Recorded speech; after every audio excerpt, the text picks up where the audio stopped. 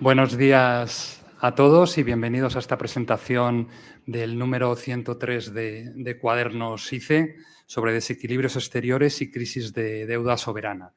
Bueno, es un placer para nosotros tener hoy aquí la presentación de este número y nada, yo simplemente quiero agradecer a quienes lo han hecho posible, en particular a sus dos coordinadores, Tim y Mariam, que están hoy aquí, a todos los autores, entre ellos Ángel y Marta, que también están aquí hoy presentes en esta presentación.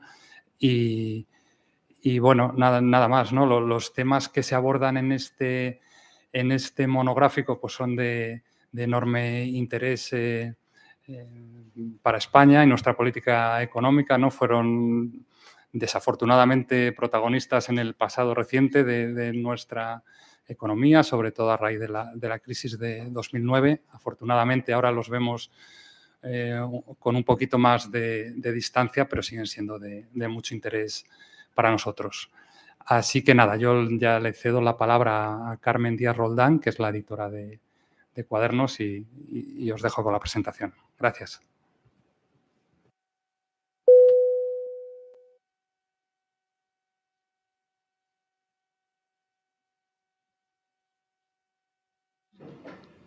¿Ahora? Sí, bueno. Gracias, Bernardo. Buenos días a todos. Comenzamos la presentación del número 103 de Cuadernos Económicos de Información Comercial Española, Desequilibrios exteriores y crisis de deuda soberana, coordinado por María Camarero, de la Universidad de Valencia, y Timothy Quijo, de la Universidad de Minnesota y del Banco de la Reserva Federal de Minneapolis. En primer lugar, gracias a quienes me acompañan hoy en la mesa, María Camarero y Timothy Quijo, coordinadores y autores, Marta García Rodríguez, de la Universidad Autónoma de Barcelona, autora, y Ángel Estrada García, del Banco de España, también autor. Y gracias también al público asistente. En segundo lugar, comentaré brevemente, para no restar tiempo a los ponentes, que son los que nos van a contar lo más interesante, el interés que ha tenido para nosotros, para Cuadernos Económicos de Información Comercial Española, la realización de este monográfico. Cuadernos Económicos de Información Comercial Española, dentro del grupo de revistas que edita la Secretaría de Estado de Comercio, nace con una vocación científica y el interés por difundir la investigación en el ámbito de la economía, con objeto de contribuir al debate sobre el diseño de las políticas económicas. En este sentido, el monográfico que presentamos hoy, Desequilibrios exteriores y crisis de deuda soberana, ha sido coordinado por dos economistas de alto nivel y al cual han contribuido numerosos expertos que desarrollan sus actividades tanto en universidades como en instituciones tales como el Banco Mundial, el Banco de Pagos Internacional, el Fondo Monetario Internacional o el Banco de España. A todos ellos, coordinadores, autores y coautores, queremos dar las gracias también por su disposición y profesionalidad a la hora de elaborar el monográfico. El contenido de este monográfico se articula en dos bloques principales. El primero de ellos, centrado en la crisis de deuda soberana, que ha sido coordinado por Timothy Quijo, quien nos informará a continuación con más detalle de su contenido. Y el segundo bloque aborda la cuestión de los desequilibrios exteriores, que ha sido coordinado por Marian Camarero, quien también nos hablará en breve sobre su contenido. Ambos bloques se complementan y nos muestran cómo en el mundo actual, con economías abiertas, cada vez más interdependientes y en un escenario caracterizado por libertad de movimientos de factores, de capitales y la liberalización de los mercados financieros, no resulta fácil encontrar respuestas de política económica que puedan evitar efectos de desbordamiento no deseados, lo cual dificulta aún más encontrar soluciones. En los últimos años, las crisis sucesivas, la financiera de 2008, la derivada de la pandemia de la COVID-19, la invasión de Ucrania por parte de Rusia, la crisis energética, han dado lugar no solo a crisis financieras y económicas, sino también a crisis de confianza y al cuestionamiento de la solvencia de muchas economías. Problemas que han golpeado con más intensidad a las economías más vulnerables y a los que nuestro referente más cercano, la Unión Europea, tampoco ha sido ajena. Por ello, con el fin de profundizar los riesgos de deuda soberana y los mecanismos de ajuste de los desequilibrios externos, se presentan en este monográfico 10 artículos estructurados en los dos bloques ya mencionados. Ahora, a continuación, daré paso a los ponentes que, como coordinadores y autores, nos informarán de primera mano de las cuestiones que brevemente he reseñado. Pero antes de dar paso a sus intervenciones, resumiré, cuestión que es bastante difícil, como comprobaréis, sus currículum. El orden de presentación e intervención será el que corresponde al índice del monográfico, pues de esa forma seguiremos también el orden conceptual de los contenidos. Comienzo, por tanto, presentando a Timothy Quijo, coordinador del primer bloque de artículos. Timothy Quijo es catedrático de Economía en la Universidad de Minnesota, asesor del Banco de la Reserva Federal de Minneapolis y, en cuanto a formación, es licenciado en Economía y Matemáticas, doctor en Economía por la Universidad de Yale, doctor honoris causa por la Universidad de Vigo. Ha sido profesor en la Wesleyan University, en el MIT, en la Universidad de Cambridge, en Inglaterra, y es fellow de la Econometric Society. Sus áreas principales de interés son la teoría y aplicaciones de modelos de equilibrio general, centrado particularmente en las grandes depresiones, los flujos de capital y tipo de cambios reales, en la teoría del equilibrio general y en el comercio internacional. Ha sido visitante en numerosísimas universidades, como la Universidad de California en Los Ángeles, en Maryland, la Victoria University of Wellington, también el Instituto Autónomo de México y el Colegio de México, en la School of Economics de Noruega y de Estocolmo, en el CENFI, la Universidad Carlos III, la Universidad Autónoma de Barcelona, la Universidad de Barcelona, la Universidad de Pompeu Fabra y la Universidad de Alicante, aquí en España. Es además miembro de honor de la Asociación Española de Economía.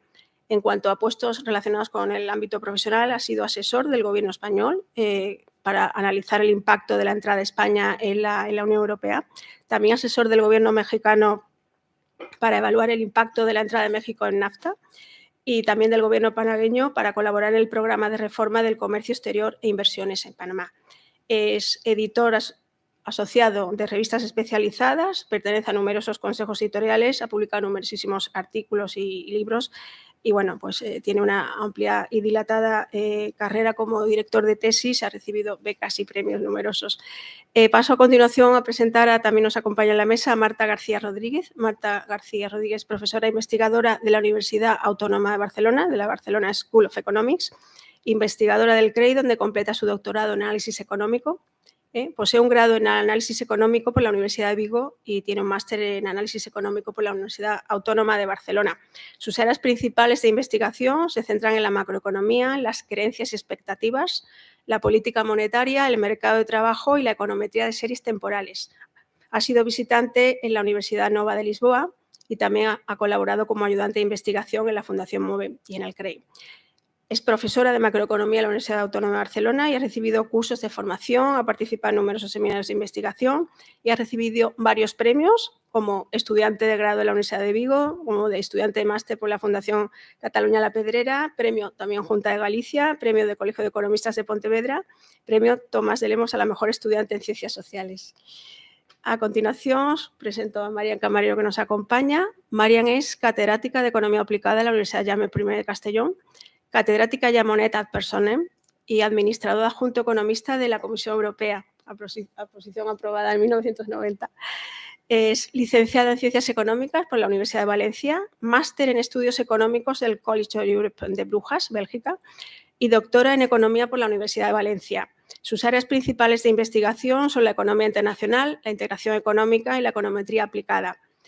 Ha estado visitando el Colegio of Europe de Bélgica, la Universidad de Nottingham en Reino Unido, la Universidad de Göttingen en Alemania, la Wharton School de la Universidad de Pensilvania, Estados Unidos, y el Colegio Complutense de Harvard University.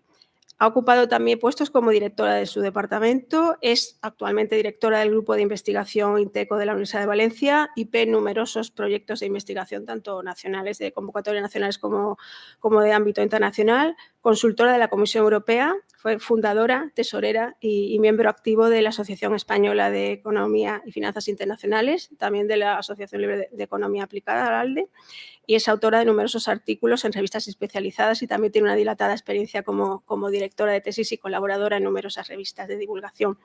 En cuanto a Ángel Estrada, que también nos acompaña a la mesa, Ángel actualmente es el director general de Estabilidad Financiera, Regulación y Resolución en el Banco de España, licenciado en Ciencias Económicas en la Universidad Complutense de Madrid y máster en Economía Monetaria y Financiera en el Centro de Estudios Monetarios y Financieros, CENFI, y las áreas de interés de su trabajo pues, se han centrado particularmente en los aspectos de la macrofinancieros aplicados, el diseño y orientación de políticas macroeconómicas y el análisis macroeconómico y de economía internacional.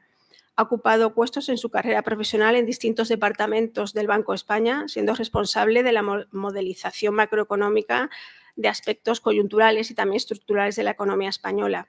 Ocupó distintas posiciones en el Gobierno de España, entre las que cabría destacar la posición de director general de Análisis Macroeconómico y Economía Internacional en el Ministerio de Economía y Hacienda. En su vuelta al Banco de España ha ocupado sucesivas posiciones relacionadas con las políticas macroprudenciales, la coordinación de la Dirección General Adjunta de Asuntos Internacionales y la dirección del Departamento de Estabilidad Financiera y Política Macroprudencial.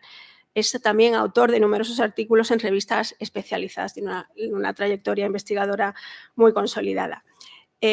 A continuación, pues siguiendo un poco el esquema que os he planteado al principio, vamos a comenzar dando la palabra a Tim Quijo, que nos resumirá brevemente pues, el contenido general de la parte que él ha coordinado del número monográfico.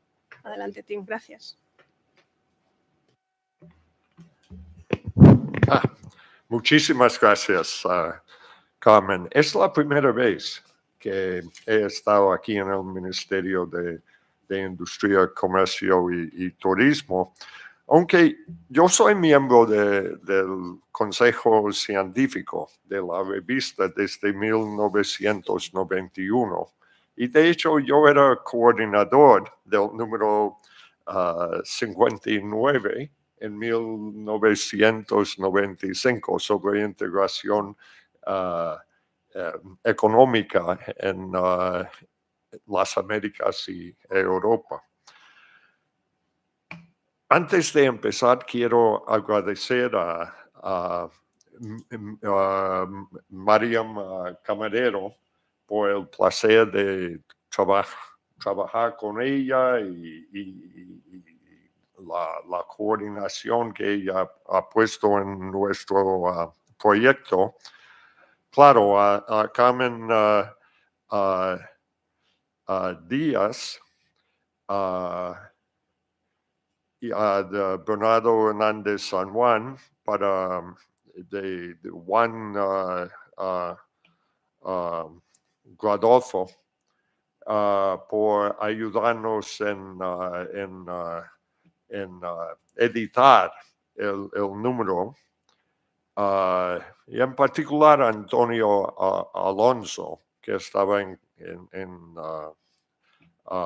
control de la redacción, está en primera fila aquí en el centro, y en particular por su paciencia, porque vamos a ver en nuestra parte del número, había dos coautores que tardaron mucho en mandar su artículo.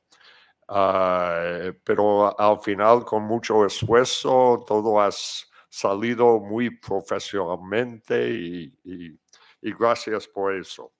Y también a Marta García, ella va a hablar de su artículo, pero ella nos ayudó también en traducir uno de los artículos de nuestra parte. Yo he coordinado junto con Carmen los primeros 5 artículos y la idea es que queríamos un libro de lecturas sobre la teoría y aplicación de modelos de crisis de deuda soberana. Y la verdad es que queríamos tener este libro pequeño, la mitad de este número, en castellano, porque pensábamos que iba a ser muy útil en cursos de maestría o de licenciatura avanzada en América Latina, por ejemplo. Es interesante, en América Latina la gente educada suele hablar inglés quizás mejor que los españoles jóvenes, pero hacen sus cursos en castellano. Y yo pensaba que esto sería algo muy útil para ellos. El enfoque que utilizamos podemos llamar el enfoque de la escuela de Minneapolis, de crisis de deuda soberana, porque se basa en investigaciones de economistas como Manuel Amador, Cristina Arellano, Javier Bianchi, Harold Cole, Juan Carlos Conesa, Juan Pablo Nicolini y de mí. Se nota que fuera de Hal Cole, todo el mundo, tenemos Juan Carlos Conesa, que es español, pero los demás son de América Latina. Este es un tema que parecía de una especialidad de economía de América Latina, crisis, pero por lo bueno o lo malo, las crisis aquí de la Unión Monetaria Europea lo ha puesto de interés para todo el mundo. Y toda esta gente trabaja ahora, la mayoría trabaja ahora mismo en el Banco de Reserva Federal de Minneapolis o la Universidad de Minnesota. Somos como un centro para estudiar crisis. O lo han hecho en el pasado. Y de hecho, 3 de los 5 artículos fueron escritos por economistas que recién terminaron su doctorado en la Universidad de Minnesota, trabajando con Manuel Amador y conmigo.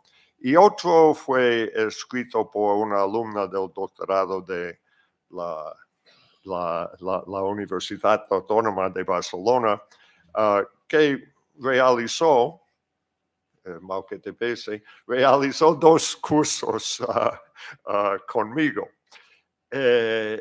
Y como es que queríamos algo que no solamente pone el foco en México en 94, 95, Argentina en 2001, sino también en lo que ocurrió en Portugal, Irlanda, Italia, Grecia, España, entre 2010 y 13. En su artículo, Marta proporciona una introducción al nivel de maestría o de licenciatura avanzado, de las implementaciones numéricas del modelo fundamental de deuda soberana desarrollado por Jonathan Eaton y Mark Gursevich en su artículo pionero de 1981. En nuestro artículo, mi amigo, exalumno, pero de otra época que ellos, él terminó en 98, Juan Carlos Conesa, y éramos nosotros que éramos el problema. Los jóvenes conformaron bien con las fechas de límites, pero nosotros estudiamos una clase de modelo en el que la ocurrencia o no de una crisis depende no solamente en choques reales, sino en las expectativas de los inversores. Voy a volver a esto en un momento. En su artículo, Carlos Esquivel, de la Universidad de Rutgers, Carlos es mexicano, pero ahora es profesor en los Estados Unidos, construye un modelo para analizar una regularidad empírica que es fascinante. Cuando un país descubre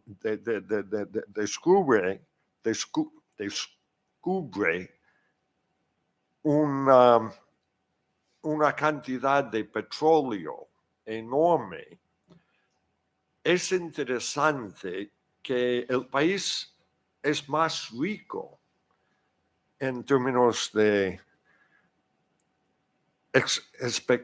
expectativas, pero la premia de riesgo sube mucho. Y Carlos tiene un modelo fascinante utilizando el tipo de modelo que Marta va a explicar. Para explicar, el país es más rico, pero más volátil, con mucho petróleo.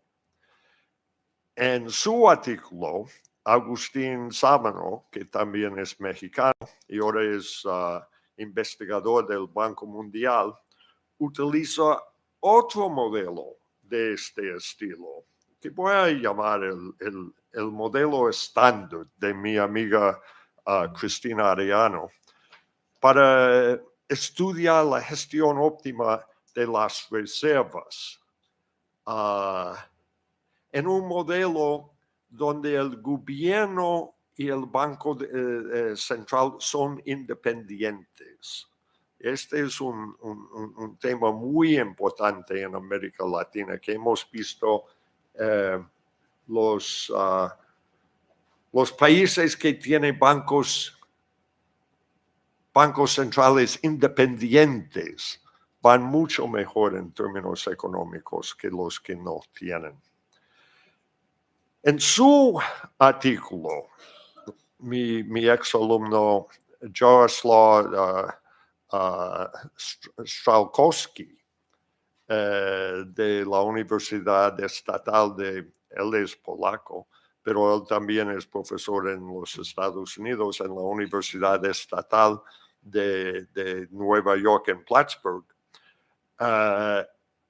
Él no pone la énfasis en la crisis, sino cómo un país llega a tener, está en peligro de crisis y pone su foco de interés en España.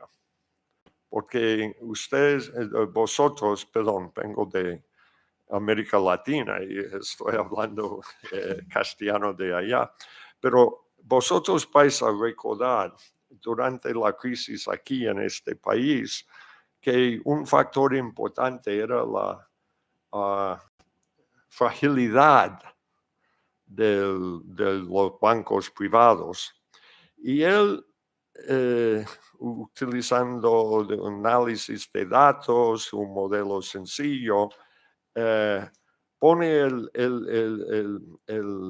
la culpa de eso en la integración del mercado europeo de préstamos interbancarios sin coordinación de regulaciones entre países. Y Marta nos ayudó en traducir eso. Una ventaja de ser miembro de un grupo, la gran mayoría son de América Latina y hablan castellano, un estilo de castellano, es que yo tenía para hacer evaluaciones una colección de expertos al nivel mundial para hacer las evaluaciones. La misma Cristina Arellano del Banco de Reserva Federal de Minneapolis era uno de ellos. Gastón Navarro, un joven economista en la Junta de Gobernadores de la Reserva Federal. Otro, Javier Bianchi, del Banco de Reserva Federal de Minneapolis. Bernabé López Martín, que ahora está en el Banco Central de Chile, aunque es argentino.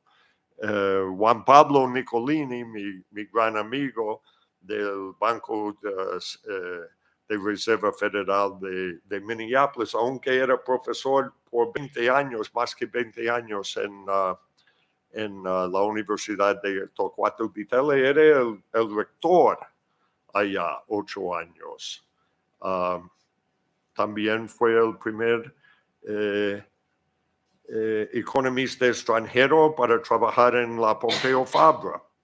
Fernando Arce, del Banco de Reserva Federal de Chicago, Joao Luis Aires, Quiroz de Silva, del Banco Interamericano de Desarrollo, David Pérez Reina, Universidad de los Andes, Manuel Amador, que puede ser el mejor economista del mundo, que hoy en día trabaja en crisis de la deuda de la Universidad de Minnesota, Julián Díaz, de la Universidad Loyola de Chicago. Tenemos, yo creo que puede ser el mejor panel de evaluadores que cualquier número de cualquier revista del mundo ha tenido. Gracias, Carmen. Muchas gracias y a continuación pues le doy la palabra a María Camarero, que nos resumirá brevemente pues el contenido de la parte que ella ha coordinado. Muchas gracias, Carmen. Lo primero es agradecer al Ministerio de Industria, Comercio y Turismo por haber organizado esta presentación en esta sala y a las 3 personas que tenemos delante. Efectivamente, a Bernardo, a Juan y a Antonio por su colaboración durante este tiempo y pues la paciencia con la coordinación, efectivamente. Por supuesto, también las gracias a Carmen y a Tim, que efectivamente ha sido muy fácil trabajar con él, ha sido un placer coordinarme con él. Por último, y no menos importante, a los autores y a los evaluadores de estos 5 artículos. Sí, como ya ha comentado Carmen en la introducción, es cierto que los desequilibrios externos es un tema recurrente en la economía española y parecía que íbamos a estar más tranquilos en la unión monetaria después de la entrada de España, pero nos encontramos con la crisis y nos encontramos con que en realidad nos hemos fijado, hemos corregido efectivamente el déficit por cuenta corriente, pero los shocks o los problemas no solo son transitorios o a corto plazo, sino que precisamente hoy en día lo que se vigila y que está dentro de los indicadores de desequilibrio macroeconómico excesivo de la Unión Europea es no solamente déficit por cuenta corriente, sino la posición neta de activos exteriores. Es decir, la acumulación, el stock que se genera por la acumulación de déficits por cuenta corriente. Y hoy seguimos en el mundo actual con desequilibrios importantes a nivel mundial entre deudores y acreedores, desequilibrios que en buena parte algunos de estos artículos que voy a presentar brevemente intentan explicar. Y sobre todo también es muy importante saber qué implicaciones tiene para las variables macroeconómicas, sobre todo para el crecimiento en situaciones de desequilibrio. Y la mayoría de esos trabajos también tienen en común que analizan no solamente la evolución del flujo, del desequilibrio externo de la cuenta corriente, sino también del stock, de la posición neta de activos exteriores, la posición neta internacional de los países. Y además, para más INRI, ¿no? Después de las 2 crisis sucesivas que nos acaban o que todavía estamos en la segunda de ellas, de azotar desde 2020, vuelve otra vez a aparecer los desequilibrios, vuelven incluso los desequilibrios por cuenta corriente. Y claro, la pregunta es siempre si realmente es algo transitorio, efecto de un shock, o si lo que están indicando es la presencia de desequilibrios estructurales o simplemente evolución demográfica de los países y en ocasiones variables de largo plazo, variables macroeconómicas que falta de competitividad en algunas ocasiones o en fin. Por eso, como decía, en este número, pues hay un primer artículo que ha elaborado Alberto Fuertes, del Banco de España, y que se titula Los desequilibrios externos en Estados Unidos, una aproximación empírica, donde quiere analizar, o lo que hace es analizar qué hay detrás del país que tiene un mayor desequilibrio en el mundo, que es Estados Unidos, y concluye que básicamente son desequilibrios por cambios en la valoración de activos que precisamente ahora mismo se han acrecentado por la apreciación del dólar y por la evolución de muchos activos financieros que han experimentado subidas y bajadas, ¿no? Él además dice lo que le preocupa es que se tardaría en situaciones favorables, es decir, con tipos de cambios del dólar depreciados, se tardaría más de 10 años en recuperar el ajuste. Es decir, que no hay a corto plazo visos de reequilibrio en Estados Unidos. El segundo artículo del que va a hablar extensamente, o más extensamente, mi compañero en la mesa, Ángel Estrada, ha sido escrito conjuntamente con Enrique Alberola, con Iván Katariniuk y con Francesca Viani. Los tres últimos en el Banco de España y también el propio Enrique, que estaba en el Banco de Pagos Internacionales y se acaba de volver a incorporar al Banco de España. Ellos hablan sobre los desequilibrios globales, la pandemia, impacto y perspectivas. Y precisamente, como decía antes, se preocupan mucho no solamente por los flujos, sino por los stocks. Y él mismo nos hablará con más detalle de este tema. El tercer artículo ha sido también escrito por otros 4 autores. En este caso, trabajan en el Fondo Monetario Internacional, Julia Estefanía Flores, Davide Furcheri, Pablo González Domínguez y Daniel Jiménez. Y ellos analizan ¿qué efecto tiene para la recuperación de los países? Esto es un tema que a mí personalmente me preocupa mucho, la presencia de los desequilibrios que antes hemos mencionado. Su artículo se denomina Recessions and External Imbalances y, bueno, ellos obtienen resultados de una relación positiva procíclica entre el crecimiento y los equilibrios, ¿no? Cuando hay superávit es más fácil que la recuperación sea más rápida, aunque en 2020 encuentran que la situación se podría haber invertido. A continuación vendría el artículo en el que yo misma he participado junto con mis coautores Josep Lluís Carrión de la Universidad de Barcelona y Cecilio Tamarí de la Universidad de Valencia, donde estudiamos la sostenibilidad exterior de países de la OCDE. Luego también dedicaré unos minutos a hablar sobre el mismo. Y finalmente, pero no menos importante, el artículo realizado por Antonio Afonso y José Carlos Coello, ambos de la Universidad de Lisboa, donde estudian la relación entre la cuenta corriente, el déficit, los desequilibrios por cuenta corriente y desequilibrio interno, desequilibrios fiscales. El artículo titulado Current Account Targeting Hypothesis versus Twin Deficit Hypothesis, The EMU Experience of Portugal. Entonces, ellos se centran en el caso de Portugal y su conclusión es que hay interacción entre ambos déficits y que, de todas formas, mejorar las cuentas públicas no acaba de tener demasiado efecto, no obstante, sobre el déficit exterior, aunque sí la inversión mejora la inversión pública, mejora posibilidades de crecimiento para Portugal. Bueno, y con esto habría realizado un resumen rápido de los diferentes autores y vuelvo la palabra a Carmen. Gracias. Gracias, María. Y a continuación, siguiendo el orden conceptual, que es el del índice del monográfico, doy la palabra a Marta García Rodríguez, que nos detallará pues, un poco el artículo que ella ha trabajado concretamente, riesgo de impago y su interacción con los fundamentales, el caso de Grecia. Adelante, Marta. Muchas gracias, Carmen, y gracias a todos por estar hoy aquí en la presentación de este número de Cuadernos Económicos. La verdad es que estoy muy contenta de estar hoy aquí y de haber aportado mi granito de arena en este número. Primero de todo, me gustaría dar las gracias a los coordinadores de este número de Cuadernos Económicos, Marian Camarero y Tinquio, en especial a Tinquio por los comentarios que me ha hecho para mejorar el artículo que está dentro de este número. Y también me gustaría dar las gracias a Carmen Roldán por su labor editando este número de Cuadernos Económicos y también a Antonio por su ayuda en todo momento.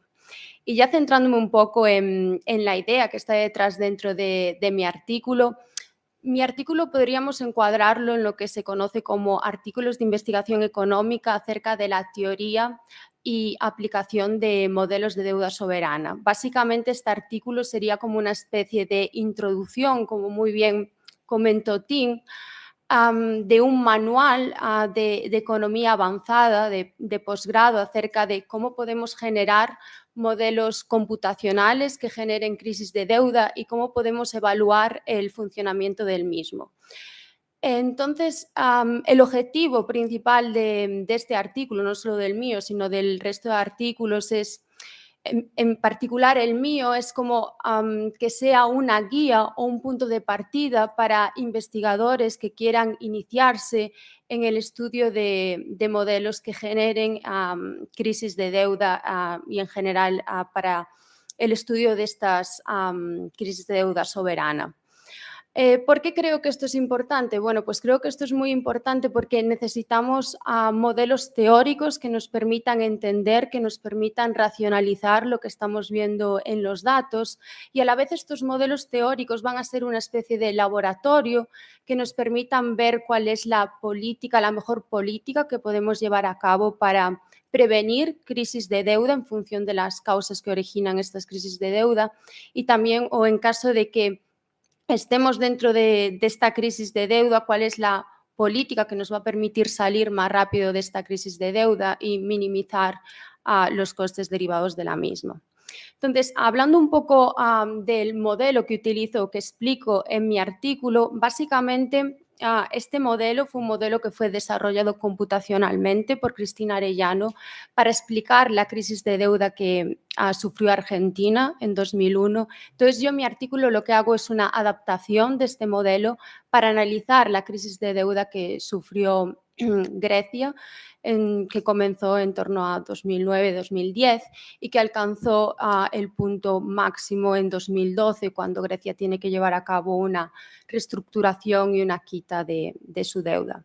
¿Por qué utilizo este modelo y por qué creo que este modelo es un buen punto de partida? Bueno, porque este modelo creo que nos hace pensar de forma natural cuáles son las causas que están detrás o cuáles pueden ser distintas causas de que un gobierno decida impagar la deuda. Entonces, básicamente este modelo lo que nos dice es que un gobierno decide impagar la deuda debido a que sus fundamentales en la economía están mal. Por fundamentales hablo de los niveles de producción que tiene y que la carga de deuda que tiene es relativamente elevada. Entonces, en ese momento la deuda se vuelve insostenible y la mejor decisión que puede tomar el gobierno es incumplir la deuda.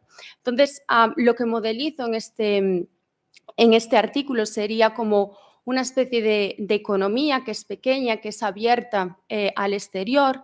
Esta economía tiene unos flujos de ingresos, de producción que van a variar, que van a fluctuar a lo largo del tiempo. Y el objetivo del gobierno, en este caso, lo que quiere es que el consumo de los ciudadanos se mantenga constante a lo largo del tiempo, porque a los consumidores no les gustan estas fluctuaciones, estas grandes fluctuaciones en el consumo. Entonces, la idea sería lo siguiente: cuando los niveles de producción son bajos, el gobierno decide ir a los mercados internacionales y pedir financiación. ¿Cómo? Pues a través de la emisión de bonos, ¿no? Entonces, lo que ocurre es que cuando durante periodos consecutivos los niveles de producción del país reciben perturbaciones negativas, es decir, cuando el país se encuentra sumergido en una crisis y sus niveles de deuda son relativamente altos, la deuda entra en una zona que es lo que se conoce como una zona donde la deuda es insostenible. Entonces, lo que decide el gobierno es impagar la deuda, acarreando con las consecuencias que eso tiene, que sería que sus ingresos van a ser bajos durante diversos periodos de tiempo, y también pues se cerraría el acceso a los mercados internacionales de financiación durante un tiempo. Entonces, lo que hago es, cogiendo este modelo, lo que hago es calibrarlo con los datos de la economía griega, con el objetivo de ver si este modelo se adapta bien o nos permite entender lo que ocurrió en Grecia durante esta crisis de deuda soberana.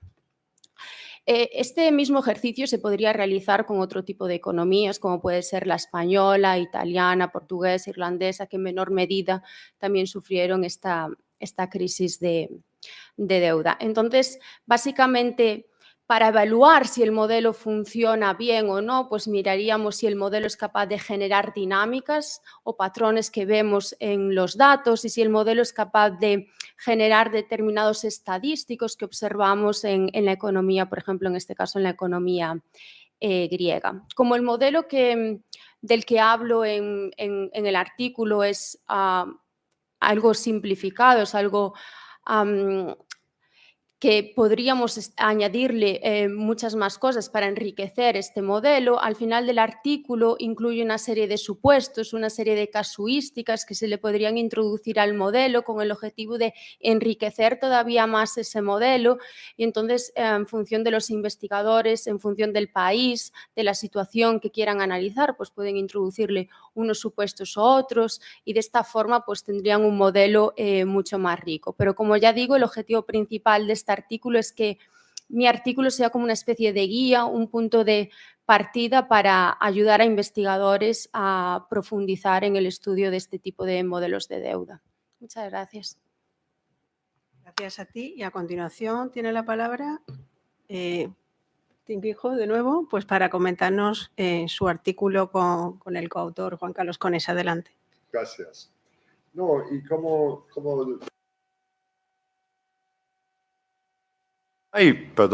los modelos de estilo Eaton-Gosevich. En estos modelos, la ocurrencia o no de una crisis depende en de perturbaciones en los fundamentos económicos. Y en el modelo de Cristina Ariano y la versión para Grecia que ha elaborado Marta, los shocks, iba a decir choques, pasé 3 semanas, hasta 2 semanas en América del Sur, pero son shocks a ingresos. También puede ser shocks del tipo de interés internacional, y este es el miedo hoy en día en América Latina, que la subida del interés en los Estados Unidos puede provocar una crisis allá. Pero en nuestro artículo, Juan Carlos y yo estudiamos una clase de modelo en el cual la ocurrencia o no de una crisis depende en los fundamentos, pero también puede depender en las expectativas de los inversionistas internacionales.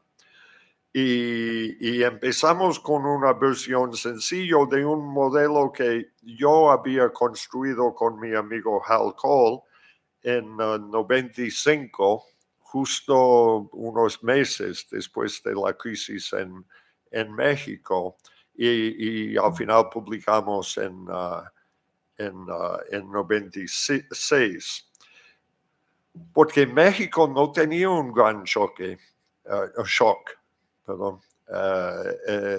a los fundamentos, pero tenía deuda de muy corto plazo indexado al dólar. Y yo puedo contar muchas historias. He estado con mi amigo Juan Pablo Nicolini en 3 grandes congresos en América del Sur en noviembre, y él siempre intenta darme una tarjeta amarilla si hablo demasiado de mis experiencias en México. Pero en 94, en el 1 de noviembre, mi amigo del doctorado, Ernesto Zedillo, tomó la posesión de ser presidente de México, y yo fui allá, la única vez en mi vida que he estado en la sección VIP de una inauguración de presidente, y era un momento para celebrar. Pero dentro de 4 semanas, México estaba en crisis profundo. Y era un tema de primera línea. Yo mirando por aquí, yo pienso en esto como si fuera ayer, pero yo veo hasta cuando doy clases en México, los alumnos me dicen, sí, profesor, mis padres hablan de eso, del 93, 5, ya. Pero México tenía la deuda que estaba en peligro, era 20% del PIB. ¿Y por qué México tenía problemas? Porque la deuda tenía vencimiento promedio de 9 meses. México debía al resto del mundo solamente 20% del PIB, pero tenía que refinanciar esto más rápido que una vez por año. Y cuando había rumores de más violencia en Chiapas, había un pánico en el mercado de bonos. Y construimos un modelo de este estilo. Yo en 2010, 2011, yo estaba aquí en España, visitante de sabático en Barcelona, y Juan Carlos era profesor muchos años allá, pero ahora es profesor en Nueva York. Pero yo estaba en un taxi y hablando con el taxista, y yo quería hablar sobre el Barça y Real Madrid, pero el taxista me preguntó, pero ¿qué haces aquí? ¿Por qué hablas castellano? Yo hablo catalán también, pero el taxista hablaba castellano. Y él me dijo, y tú eres alemán, ¿no? Alemán yo, no, soy estadounidense. Nunca había encontrado un estadounidense que hablaba bien castellano. ¿Qué puedo decir? Y yo explicaba que yo era economista y él me preguntó, pero estaba escuchando la ministra de Economía y dijo en la radio el otro día, España no puede sobrevivir el verano si tenemos que pagar un premio de riesgo de 500 puntos básicos. Y claro, yo discutía esto con él. Es un problema de las expectativas malas. Pero de hecho yo iba a cenar con Juan Carlos por la noche y dije, que un taxista que no quiere hablar sobre el fútbol y prefiere hablar así y tiene el vocabulario y todo, mira, el país está en mala forma. Y Juan Carlos me dijo, no, pues Tim sí, quizás sí, que los taxistas ahora entienden cientos de puntos básicos y pero igual es un ex trabajador en el sector financiero que está conduciendo un taxi ahora porque no hay mejor para hacer. Pero entonces, lo interesante en un modelo de refinanciación, y intentamos hacer la versión más sencilla del modelo, una crisis o no depende en la cantidad que tiene que estar refinanciado. Y entonces, en el artículo, porque tenemos evidencia interesante sobre eso, mi amigo Manuel Amador, que es de una familia cubana, pero la familia ha vivido hace 20 años en la República Dominicana, me pasó unos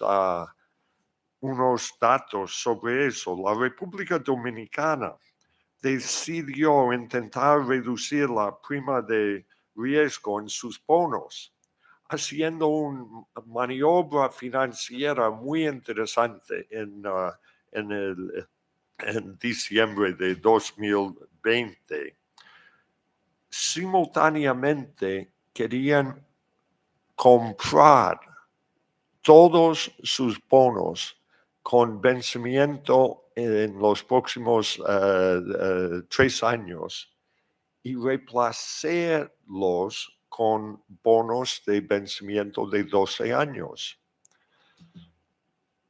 Y hay modelos muy buenos del estilo que ha utilizado Marta, que dice, no, este es un error, porque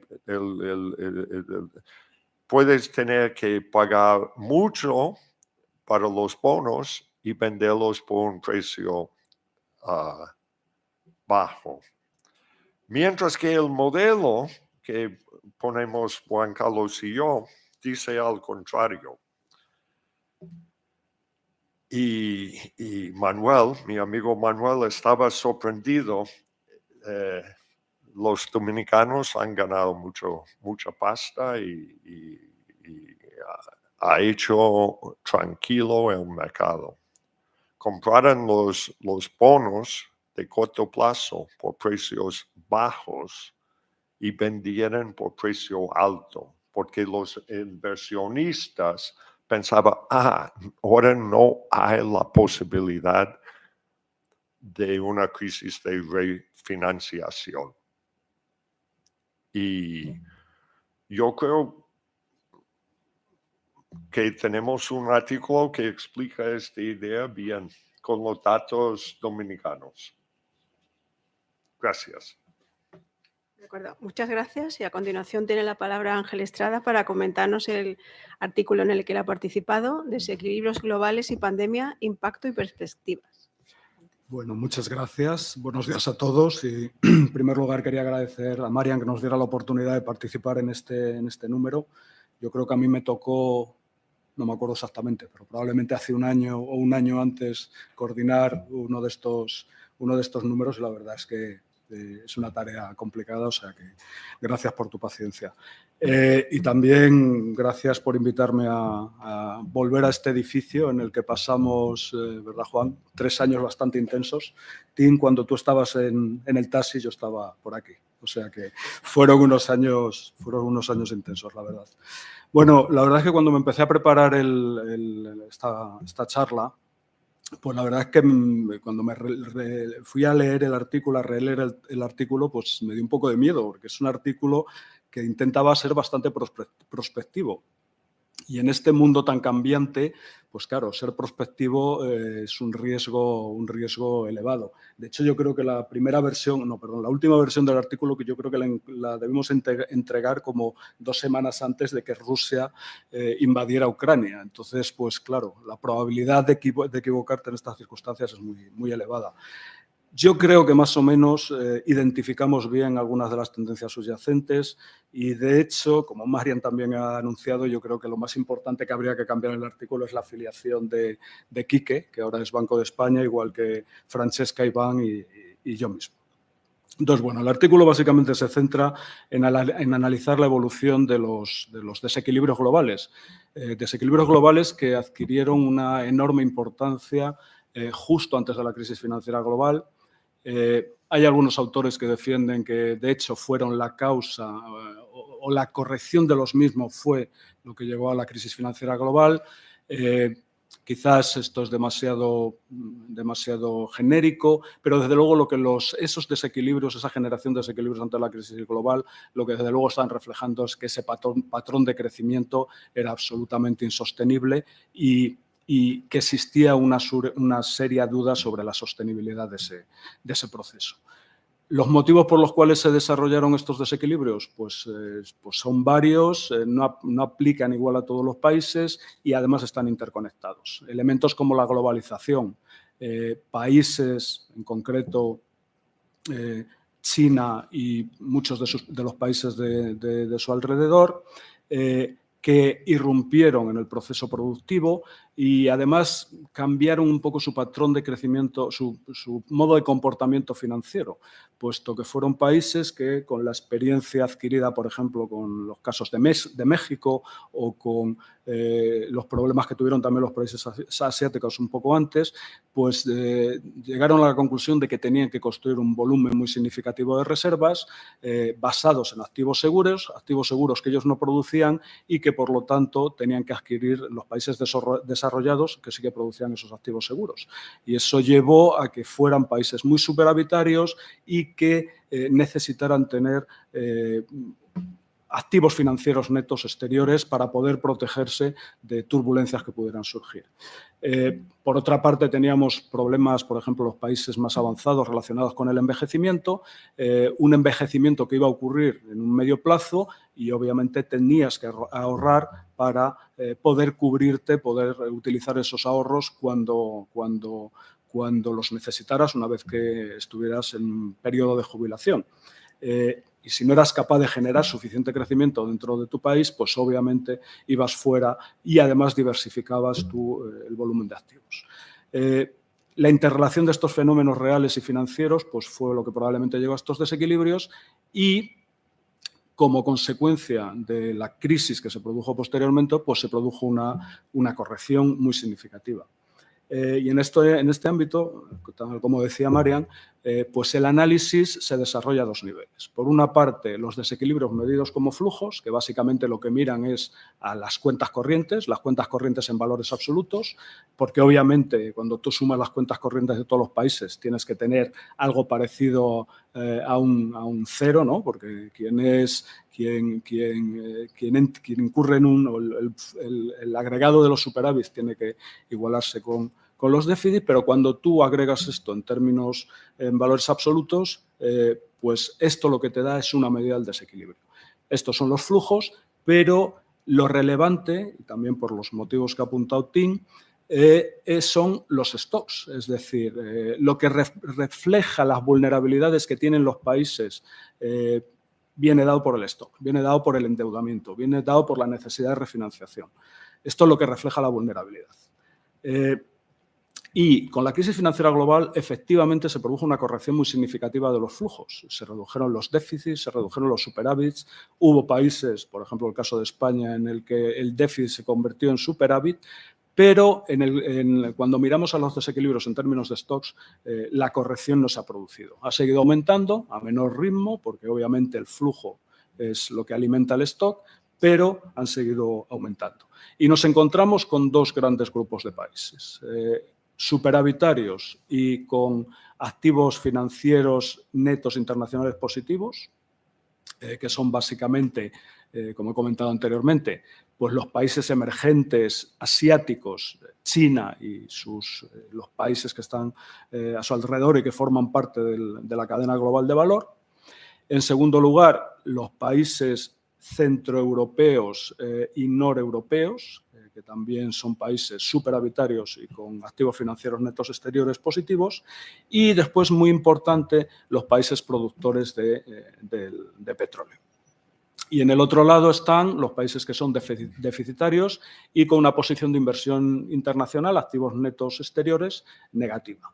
Aquí tenemos Estados Unidos, países del sur de Europa. Estos países son de los que más han corregido el desequilibrio en términos de flujos y, de hecho, España entre ellos, pero todos se encuentran en una situación de superávit, pero la corrección de su desequilibrio en términos de stock se ha producido, pero todavía queda camino por recorrer. Y, por último, pues otros emergentes que no son productores de materias primas energéticas, que también tienen una situación deficitaria y con unos desequilibrios. Y con una acumulación neta negativa de activos exteriores. ¿Y qué ha pasado durante la pandemia? Bueno, pues la pandemia, básicamente, la evolución de los desequilibrios yo creo que ha venido marcada por tres elementos. En primer lugar, la evolución de los precios de la energía. Inicialmente, como consecuencia de la pandemia, la caída de la demanda hizo que se redujeran los precios de la energía y esto llevó a una corrección de los desequilibrios, porque los países, como os comentaba, uno de los países que son superavitarios y con un elevado volumen de activos exteriores netos positivos son los países exportadores de petróleo y estos vieron reducirse sus déficits y los países importadores, obviamente, vieron reducir su superávit y los países importadores, pues reducir su déficit. En segundo lugar, esto tendería a reducir los desequilibrios. En segundo lugar, tenemos el impacto que tuvo la pandemia sobre las actividades de contacto social y entre ellas una muy importante que forma parte de la cuenta corriente de los países es el turismo. Los flujos de turismo se frenaron absolutamente y esto llevó a que los países exportadores de turismo, como es el caso de España, pues vieran empeorar su saldo de la balanza por cuenta corriente. Este elemento fue uno de los elementos que llevó a que los desequilibrios se ampliaran. Y por último tenemos también la cuestión fiscal, porque uno de los elementos que permitió que el impacto social y económico de la pandemia fuera relativamente o significativamente reducido fue los programas fiscales que se pusieron en marcha en todos los países. Y la evidencia empírica lo que muestra es que desequilibrios fiscales llevan habitualmente a desequilibrios exteriores. Estos efectos fueron, en principio, transitorios. Todavía estamos en proceso de, eliminación o desaparición de todas estas ayudas, pero esto hubiera ido también en la dirección de ampliar los desequilibrios.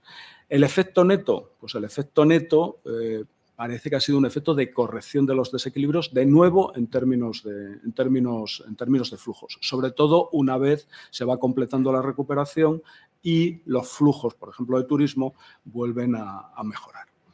¿Y qué es lo que ha pasado desde que finalizó la pandemia? Bueno, pues yo creo que ha venido marcado, la evolución de los desequilibrios está viniendo marcada básicamente por la invasión de Ucrania por Rusia. Dos elementos fundamentales en los que está teniendo impacto. Por una parte, precios de la energía. Últimamente están empezando a reducirse, pero se mantienen en niveles superiores a antes de que se produjera la invasión y esto, como comentaba anteriormente, lleva a un aumento de los desequilibrios. Y el aumento de la inflación a que ha dado lugar este aumento de los precios de la energía y que ya se está volviendo relativamente persistente y que ha llevado a los bancos centrales a reaccionar y, como consecuencia, a los mercados, elevando los tipos de interés. Y el aumento de los tipos de interés en sí mismo lleva a un aumento de los desequilibrios. ¿Y por qué lleva a un aumento de los desequilibrios? Pues porque hay que financiar la deuda, los países endeudados tienen que financiar esa deuda y los países acreedores netos pues reciben esos ingresos. Hay algunos elementos mitigantes en este proceso de las implicaciones que tiene el aumento de los tipos de interés sobre los desequilibrios, que vienen dados básicamente por el alargamiento de los plazos que se ha producido en toda la deuda pública y también la deuda privada, y también el hecho de que en la actualidad en el entorno exterior es la deuda pública, es decir, un activo en principio más con menores primas de riesgo que la deuda privada, la que más ha aumentado. Pero en cualquier caso el aumento de los tipos de interés producirá un aumento de los desequilibrios. Y finalmente, ya para terminar, pues el artículo básicamente lo que intenta es ver algunas tendencias, digamos, más de larga duración y analizar cuál es el impacto que puede tener en los desequilibrios. El primero del que hablamos es del envejecimiento de la población, porque muchos países están ya en la situación en la que su población va a empezar a jubilarse y, como consecuencia, a utilizar los ahorros acumulados. ¿Cuál es el impacto que puede tener esto? Pues esto pues va a depender, no tiene un signo definido, porque habrá algunos países que eran superavitarios y que tenían activos netos, que obviamente eso les llevará a una corrección, pero hay otros países, de nuevo avanzados, en los que probablemente esto llegue a un aumento de ese desequilibrio, puesto que se reducirá el ahorro y eran países que ya eran deficitarios o que tenían un endeudamiento neto positivo. Segundo elemento, desglobalización. La desglobalización era un fenómeno que ya se venía produciendo antes de la invasión, antes de la pandemia y antes de la invasión de Ucrania por Rusia. Pero yo creo que este evento probablemente lo acelere y que las tensiones comerciales entre el área de China y el área de Estados Unidos pues se están acentuando y probablemente lleven a un fenómeno de este tipo. Las implicaciones de la desglobalización, pues probablemente sea una reducción de los desequilibrios, pero dependiendo de cómo se produzca esta desglobalización, puede ser una reducción de los desequilibrios, pero que traiga asociada una reducción del PIB potencial a nivel global y un aumento de la inflación. Una tercera tendencia que analizábamos en el trabajo era el desarrollo del teletrabajo. Que se potenció sustancialmente como consecuencia, de nuevo, era algo que ya se estaba produciendo, pero que se potenció sustancialmente con la pandemia. El teletrabajo podría representar lo que la globalización significó para toda la producción industrial, podía, en este caso, darse con el caso del teletrabajo. En el artículo nosotros éramos relativamente escépticos con la capacidad de que el teletrabajo llevara a una deslocalización de la actividad de los servicios en distintos países. Es decir, que el centro de producción estuviera en el país A y hubiera gente trabajando desde otros países para producir ese servicio. Éramos relativamente escépticos, básicamente como consecuencia de que creemos que la productividad que se genera en el lugar de trabajo y sobre todo en el entorno de trabajo, en este caso, por ejemplo, las ciudades, pues hacían que esta deslocalización no fuera tanto como para situarse en un país distinto. Quizás sí en áreas cercanas al sitio de trabajo, pero no tanto como para ir a un país distinto. Cuarto tema, digitalización financiera. En el caso de la digitalización financiera, pues básicamente el análisis que hacíamos nos llevaba a pensar que probablemente esto genere un aumento de los desequilibrios globales. Y esto básicamente porque probablemente se producirían flujos desde países que tienen, digamos, un sistema financiero que no genera suficientes activos seguros hacia países que sí que lo generan. O sea, un fenómeno muy parecido al que os he comentado antes, con países intentando buscar tener reservas que les permitan afrontar perturbaciones externas que se puedan producir, pero en este caso no liderado por los gobiernos, por los países, sino liderado por los propios individuos que, por ejemplo, podrían utilizar criptoactivos, stablecoins, en plataformas adquiriendo productos, utilizando estos activos en vez de su propia moneda. Fiscalidad. En el caso de la fiscalidad, aquí básicamente lo que mirábamos era el movimiento que se produjo para intentar que las multinacionales pagaran impuestos en donde desarrollaban su actividad y que se llegara a un acuerdo a nivel internacional para tener un tipo impositivo en el impuesto a sociedades que fuera relativamente homogéneo. En este caso, probablemente esto también llevaría a una reducción de los desequilibrios si esa mayor fiscalidad que reciben los países que ahora no reciben esos impuestos, pues utilizan esto para reducir sus desequilibrios fiscales. Y por último, el último elemento, y con esto ya termino, es la economía verde, que de nuevo probablemente tendría que llevar a un aumento, a una reducción de los desequilibrios en la medida en que los países van a consumir más energía producida internamente con tecnología sostenible frente a la importación de productos energéticos derivados del petróleo, que, como decíamos, eran una de la parte importante que explicaba el aumento de los desequilibrios desde el punto de vista de los superávits y de los activos financieros exteriores netos positivos. Y con esto ya termino. Gracias. Muchas gracias, Ángel. Y a continuación, María Camarero pues cerrará este turno de resúmenes, en este caso de profundidad sobre el trabajo en el que ella ha colaborado. Muchas gracias. Voy a intentar ser muy breve porque además este artículo es muy técnico, me temo. Los argumentos en los que nos basamos y el fundamento de la pregunta que nos hacemos lo acaba de describir perfectamente Ángel. Por eso, en ese trabajo lo que intentamos es, nos basamos en modelos que analizan, modelos intertemporales, es decir, que a lo largo del tiempo para analizar la sostenibilidad externa en economías en países de la OCDE. ¿Qué quiere decir esto? Bueno, pues como ya hemos dicho antes también, a corto plazo podemos analizar si un país tiene desequilibrio, pero lo que realmente interesa es a largo plazo saber si ese desequilibrio, bien sea positivo o negativo, se va a poder corregir. Entonces, estos modelos intentan evaluar esa circunstancia, si los desequilibrios son sostenibles.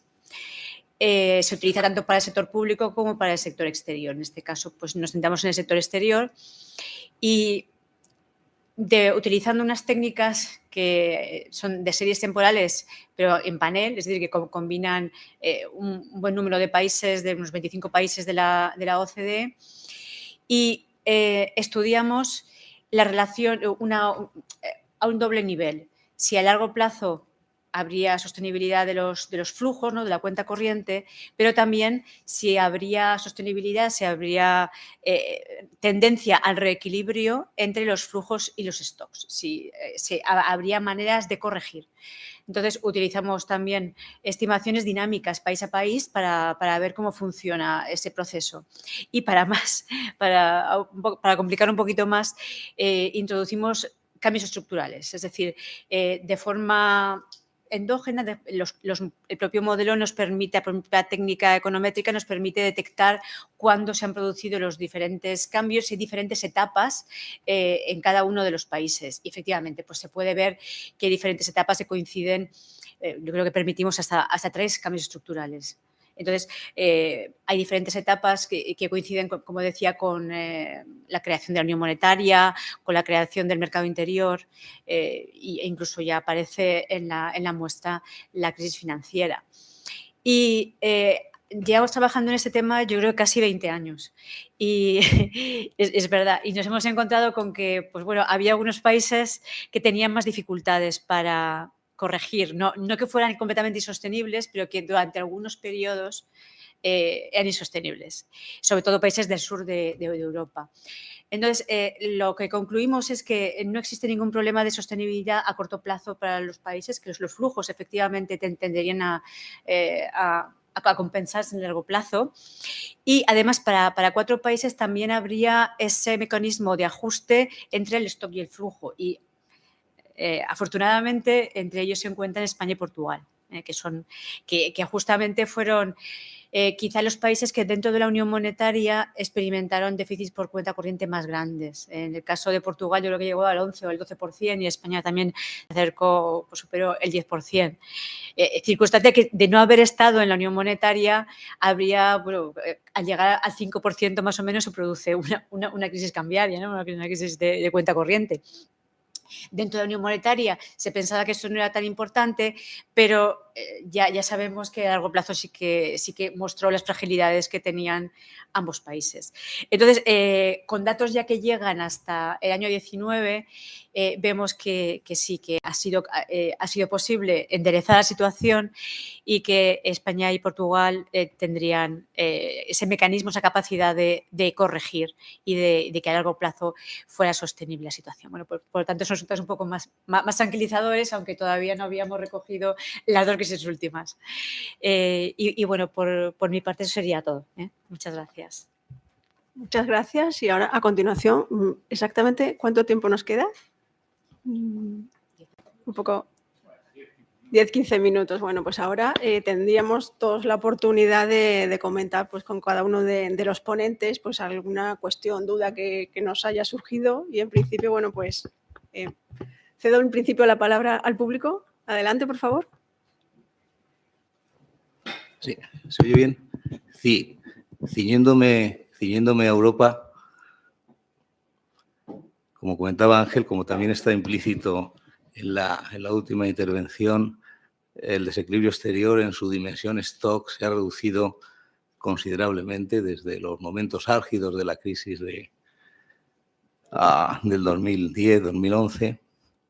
Se ha reducido porque la competitividad de algunos países ha mejorado considerablemente y se ha reducido también porque los tipos de interés, el diferencial entre tipos de interés y crecimiento del PIB se ha reducido dramáticamente. Recientemente esto está cambiando, ha mejorado algunos parámetros, como mencionaba Ángel. Lo que ahora es excesivo es la deuda pública. En aquel momento lo que era excesivo es la deuda privada. La deuda pública, como muy bien dice Ángel, tiene más posibilidades antes de estrellarse. Se termina estrellando igual, pero tarda más. Pero hay un factor adicional que ha cambiado. Y es que el principal tenedor de la deuda ahora son los bancos centrales. Bien, entonces mi pregunta, y esto es lo que está cambiando todo, lo normal es que siga aumentando el diferencial entre tipos de interés y crecimiento. Lo normal es que se deterioren los saldos por cuenta corriente de los países con una posición deudora neta. Y lo normal es que antes o después esto ponga nervioso a los mercados, dependiendo de lo que piensen que van a hacer los principales tenedores de la deuda de estos países con una posición de inversión internacional negativa. Mi pregunta ¿es posible controlar la inflación en Europa sin que los bancos centrales que tienen deuda se deshagan en parte de ella? Tenemos un dilema y una elección fatal entre más inflación o no bajar la inflación o crisis de deuda. Esta es la pregunta.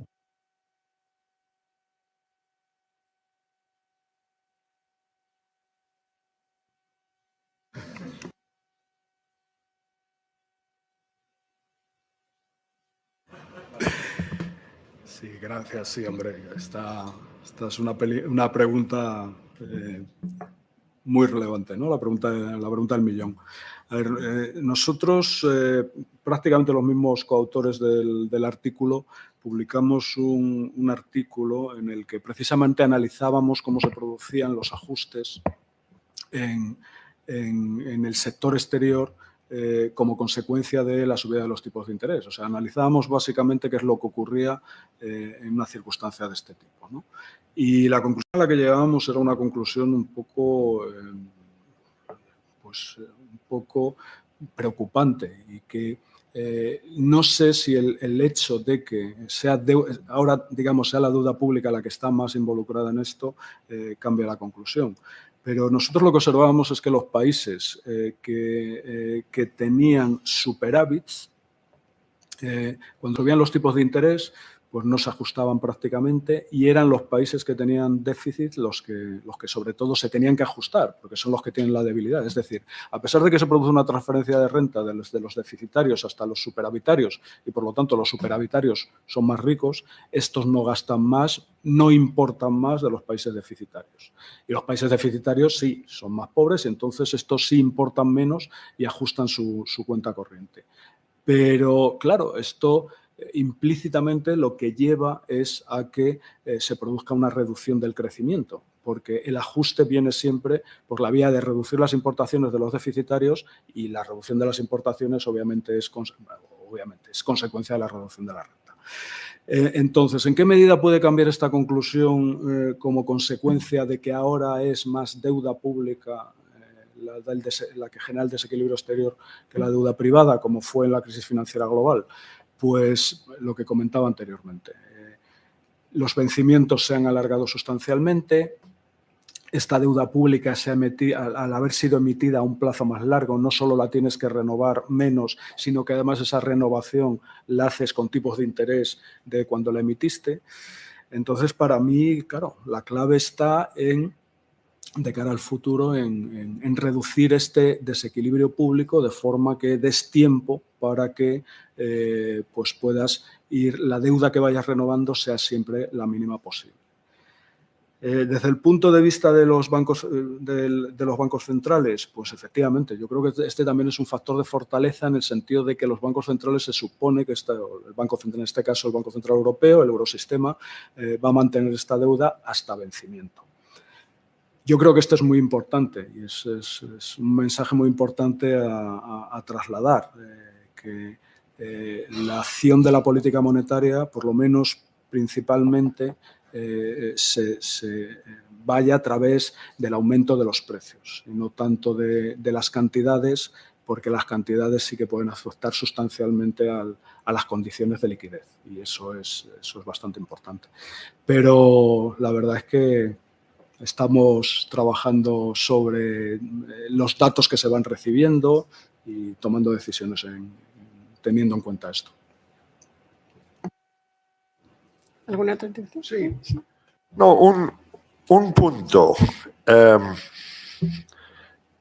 Es que porque usted tiene interés en lo que está ocurriendo aquí en Europa y no tengo mucho para decir sobre eso, aunque después de la crisis financiera global había 5 países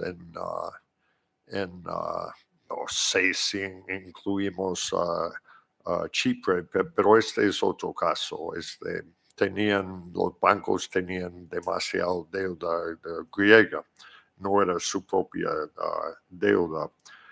Pero la República de Irlanda ha hecho un ajuste fiscal impresionante, mientras aquí en España, en Italia, Portugal,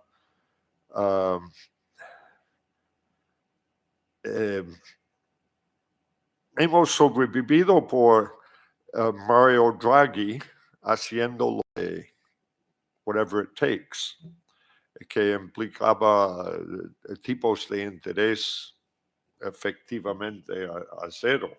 Es que no hemos tenido el gran ajuste. Entonces, tipos de interés reales altos puede provocar problemas hasta aquí. Es el miedo en América Latina. Como yo he pasado los 3 de los últimos 5 semanas en América Latina hablando de eso. Pero tenemos que recordar cuando los Estados Unidos, Ronald Reagan, Paul Volcker decidieron parar la inflación en los Estados Unidos al principio de los años 80. Teníamos tipos de interés real alrededor de 6% durante 5 años. ¿Qué es el tipo de interés real en los Estados Unidos ahora? Es muy negativo. Todavía no estamos en este territorio peligroso. Es que tenemos tipos de interés de 3-4%, pero tenemos inflación de 8%. Pero yo creo que, como asesor al Fed, yo no puedo opinar sobre esto. Pero yo estaba en un congreso organizado por mi amigo, el director de tesis de Mata, Albert Marcet, en Barcelona este verano. Y estaba hablando con mi amigo Jim Bullard, que es presidente del Banco de Reserva Federal de St. Louis. Y él está a favor de tipos de interés de 10, 12%. Quieren parar la inflación. Y si los Estados Unidos hace esto, yo creo que aquí en Europa vamos a ver algo de este estilo y es peligroso. Pero los votantes en los Estados Unidos no van a soportar más inflación.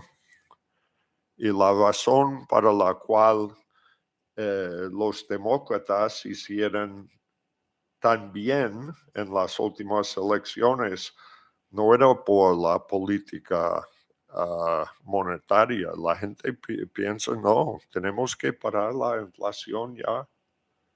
Gracias a Dios, los votantes, muchos republicanos y independientes, pensaban que queremos mantener democracia. Esto era el voto, no era sobre la economía. La gente está muy nerviosa sobre la inflación y el gobierno va a responder.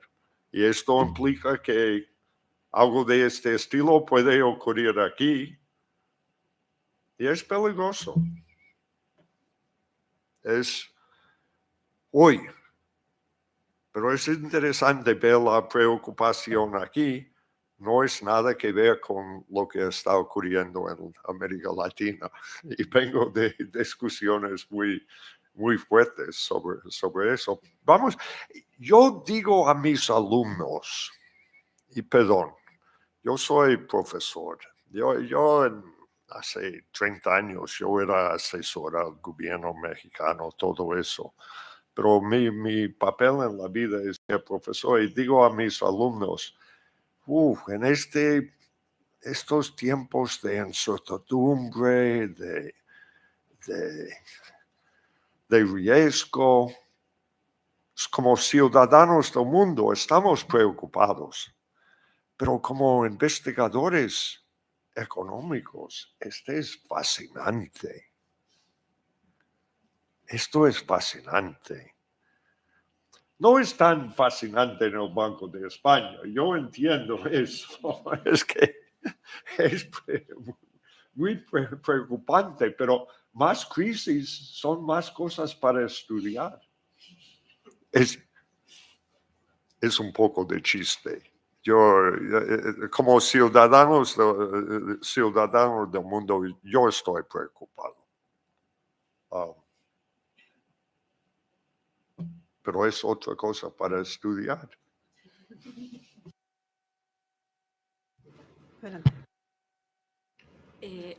Incidiendo más o menos en lo mismo, sí que quería contestar también una cosa. La diferencia que hay entre Estados Unidos y Europa es la capacidad de recuperación. En Estados Unidos ahora, aunque tiene mucha inflación, el desempleo es el 3,7%.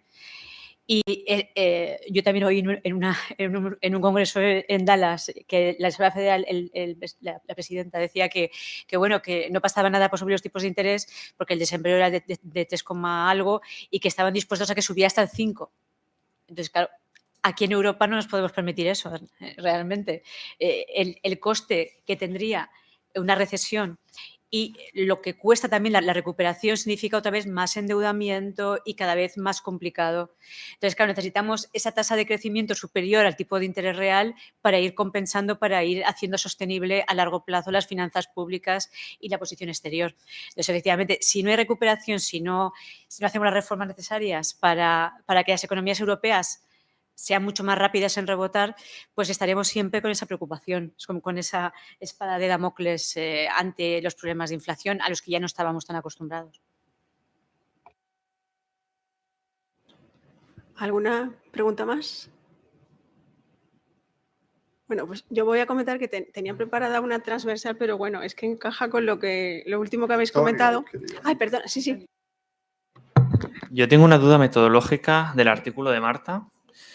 Cuando utilizas un método alternativo para descomponer las series económicas, que no es el de filtro de Hodrick y Prescott, ¿ese nuevo filtro se está configurando como un método de referencia para llevar a cabo estas descomposiciones? Sí, hay otros artículos que utilizan ese filtro para llevar a cabo las descomposiciones del PIB en parte cíclica y parte... Y en cuanto a la tendencia, que es una forma alternativa y un tanto, hay un artículo que dice que es más robusto hacerlo de esa forma, como que la tendencia sería y la parte cíclica serían identificadas de mejor forma que utilizando el filtro de Hodrick-Prescott, que tiene sus ventajas y sus inconvenientes.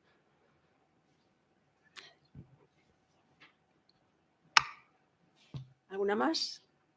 No, es que, bueno, yo tenía una pregunta, pero realmente la han contestado con las respuestas que han ido dando, porque, bueno, yo era casi una reflexión un poco más optimista, que de la forma que lo ha comentado Tim, era que de qué manera contempláis, aunque más o menos lo habéis respondido, pues el hecho de estudiar o analizar las crisis como una oportunidad, entre comillas, por supuesto, tenía señalado entre comillas, para mejorar las deficiencias del sistema. Es decir, de hecho, el planteamiento del artículo de Marta es teórico. La parte que coordina Tim, pues el interés es sobre todo tener una batería de modelos a un nivel accesible para trabajar sobre ellos, para poder modelizar la crisis de los soberanos, sobre todo con el interés de estudiar y analizarla. Marian ha acabado haciendo su comentario, pues su artículo es un poco más técnico, ella misma lo ha subrayado, pero precisamente por eso el interés que tiene el utilizar las aproximaciones teóricas. Marta ha hecho una reflexión que a mí me parece muy, muy interesante. Necesitamos más teorías, trabajar más para que esos modelos nos ayuden como herramienta para intentar modelizar, simular y evaluar las políticas. Y de hecho, pues eso también va en la línea de un comentario que ha hecho Ángel, sobre todo, pues comentando la actualización de vuestro artículo. Claro que es difícil hacer prospectiva en un mundo cambiante, pero como tú mismo has subrayado, es importante al menos identificar las tendencias, que casi con eso nos podríamos dar por contentos, ¿no? Entonces, de la forma que habéis ido respondiendo, pues esa pregunta tipo reflexión que yo tenía preparada un poco pensando en aunar los artículos y todos, creo que casi la habéis respondido. Yo quería comentarlo porque, de alguna forma ha sido respondida aquí. Y si no hay ningún comentario adicional, creo que estamos ya con el tiempo casi cerrado. Pues nada, muchas gracias a todos y por vuestra colaboración y participación. Ha sido un placer y gracias a todos los asistentes.